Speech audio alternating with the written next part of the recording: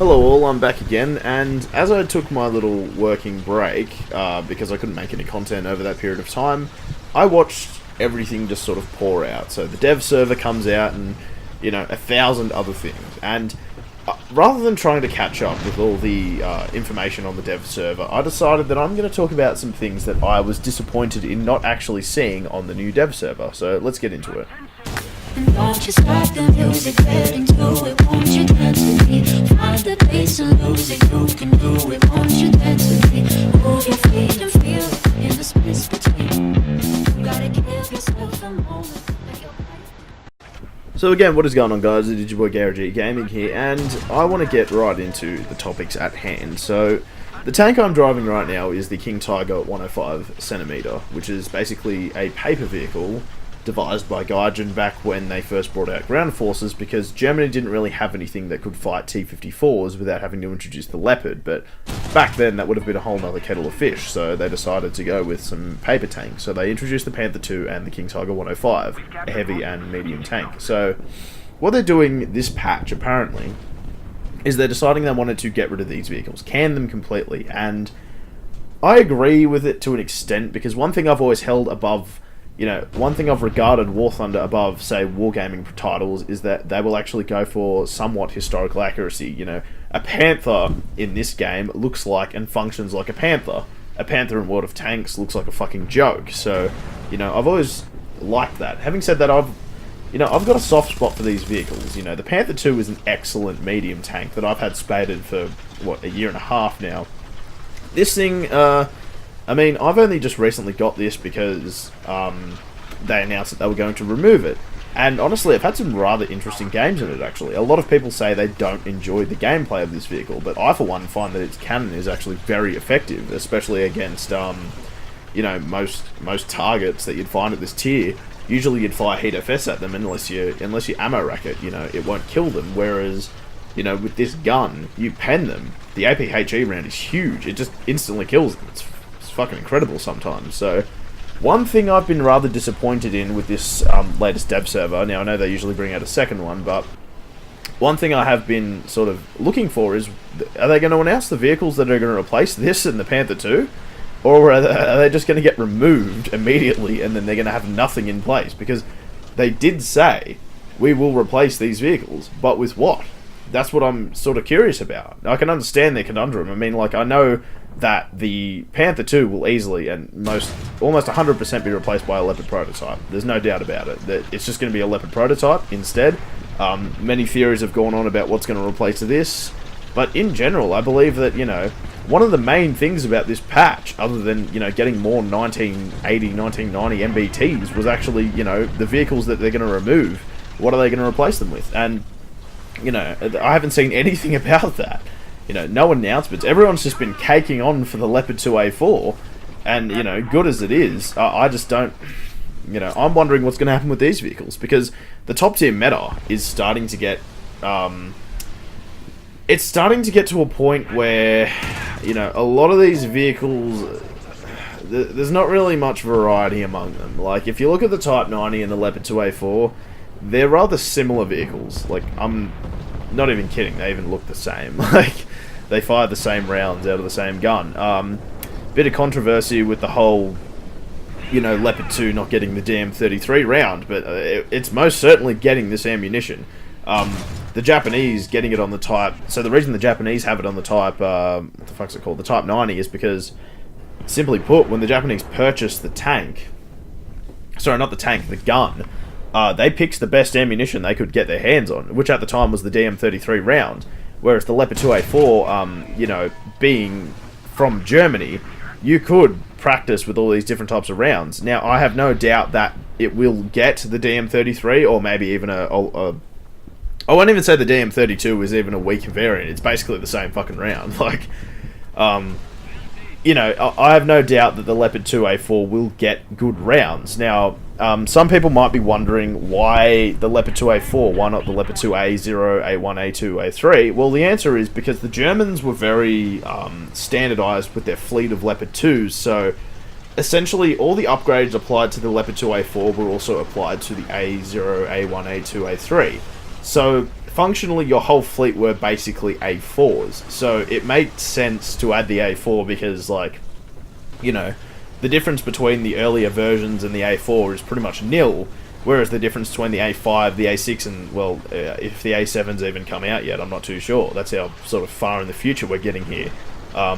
There are major differences. Like, the Leopard 2 A5 would be blatantly broken in this game because, you know, that additional armor on the front of the turret combined with its just, you know, plus the ammunition it'd be getting access to would just be insanity.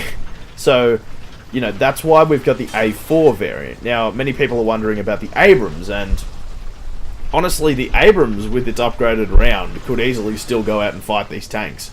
Like, the Abrams is such a fucking badass tank, it can literally just go, okay, yeah, whatever, just shrug shit off.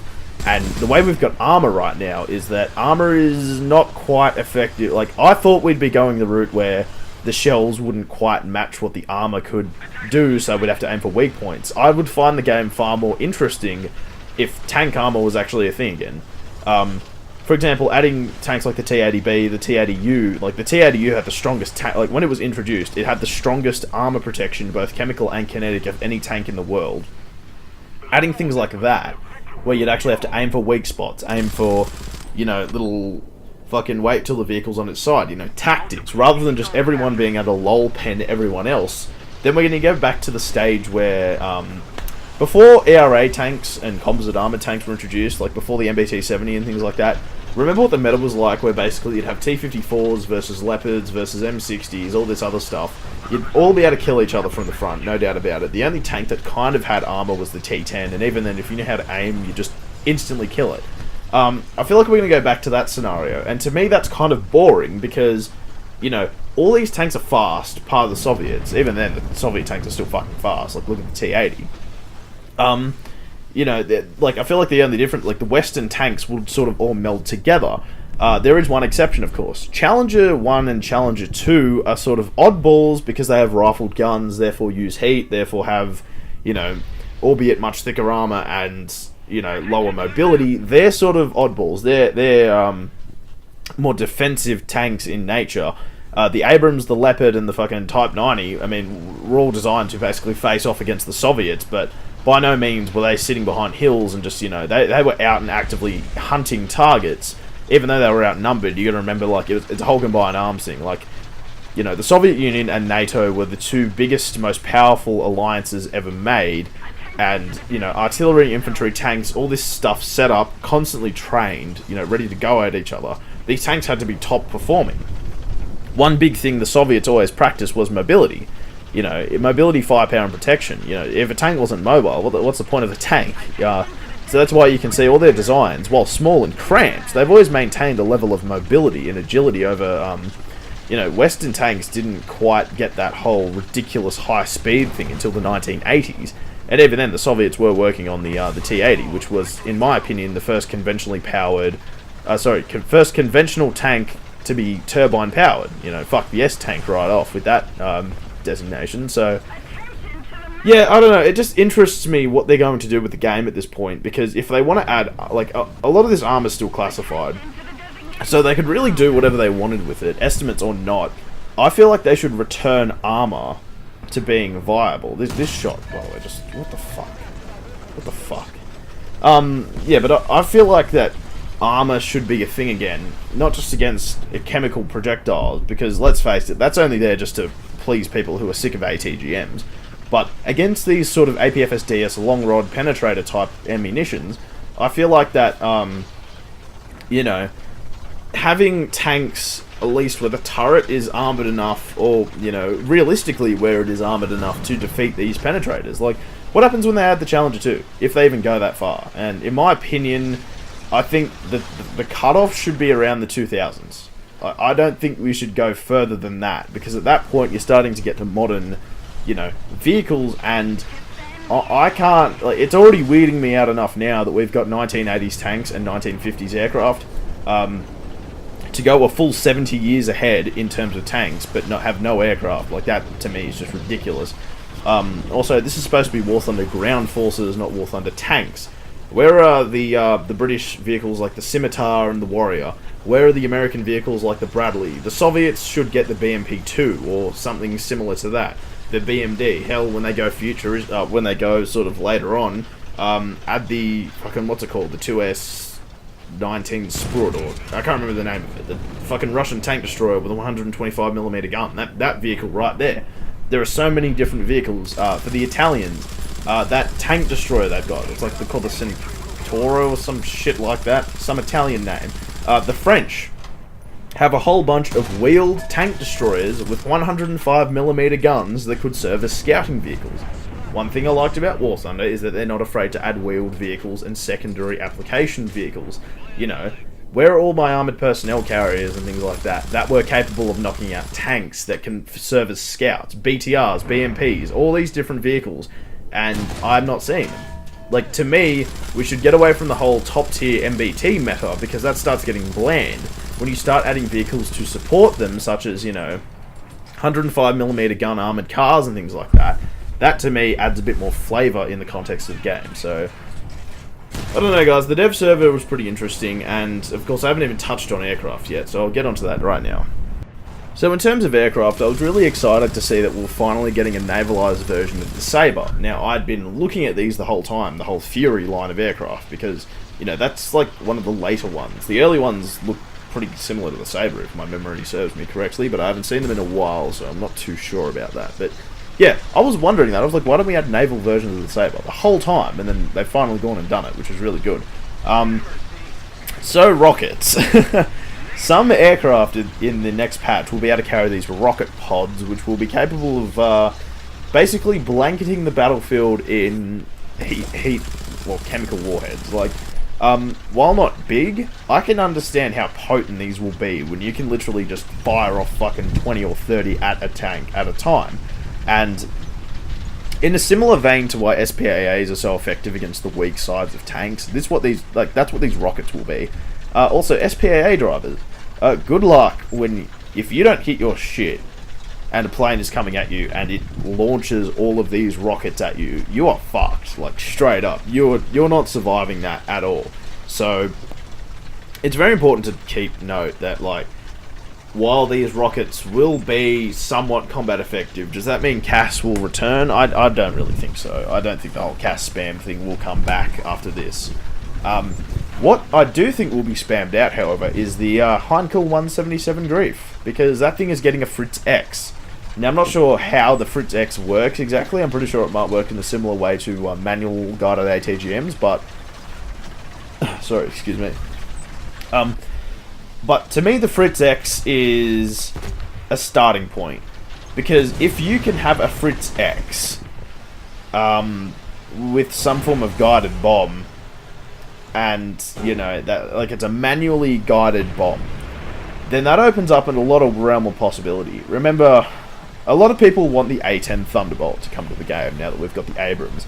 And the main thing everyone thinks about with the A10 Thunderbolt is its GAU-8 30mm cannon with its depleted uranium armor-piercing rounds, which can basically fuck up the roof of a tank from 2 kilometers in the sky. That's not the primary armament of the Warthog, though. When Warthogs do ground attack missions, the gun is usually a secondary feature. The main weapons they will use will be Hellfire missiles and the plethora of ordnance the US Air Force has access to today. A lot of these bombs are guided, and the A10 has a little guidance computer to help do that. If any of you played DCS with the A10 module, you'll know exactly what that's like. So, while not that complex, this, like the game would probably not go to a level of complexity like that. It opens up the realm of possibility, because when you have something like the Fritz X, it starts with a spark. Remember, all these tanks we've got right now started with that April Fool's event, you know, that we had 2 years ago, where we could drive T90s and Leopard 2A5s against each other.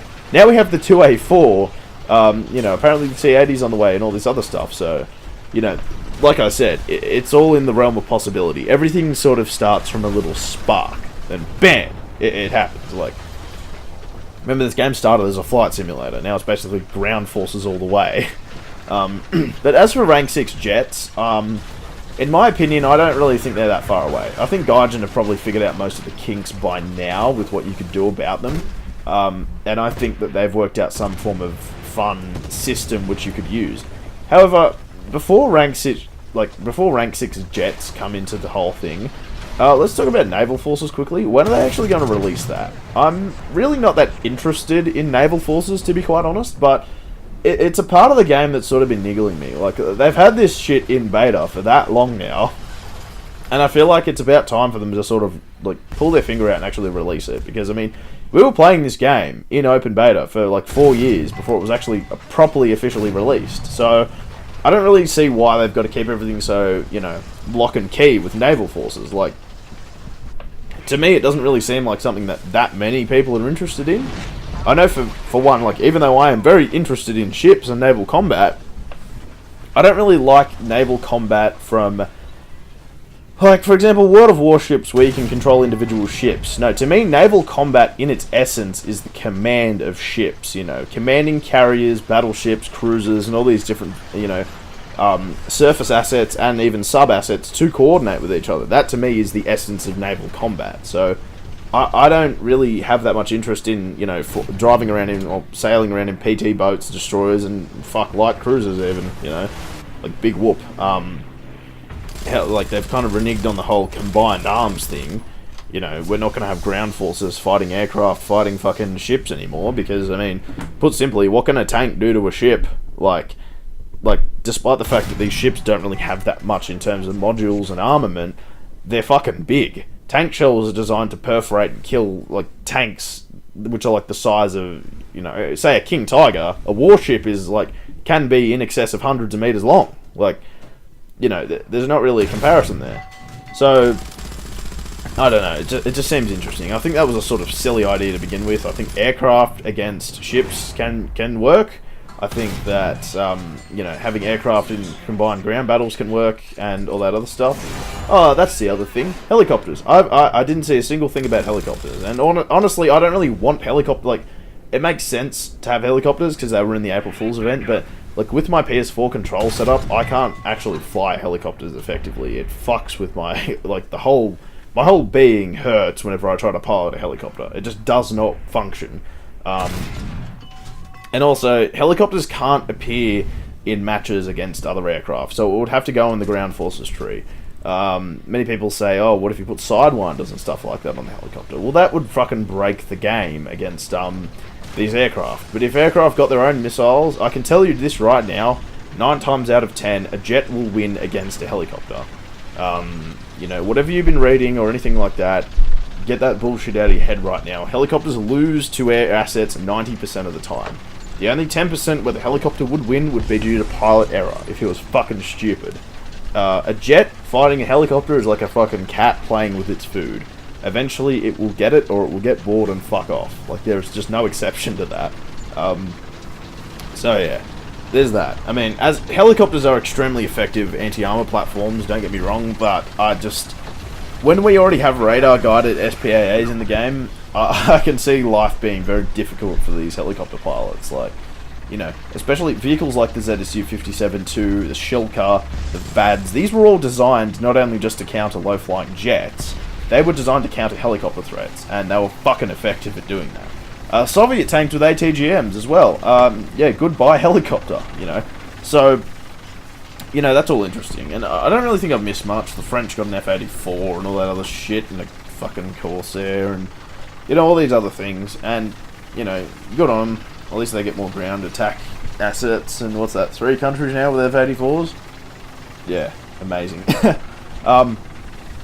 So I don't know at this point. I mean, like, I'm curious to see where the game will go from here and what devlogs will come out.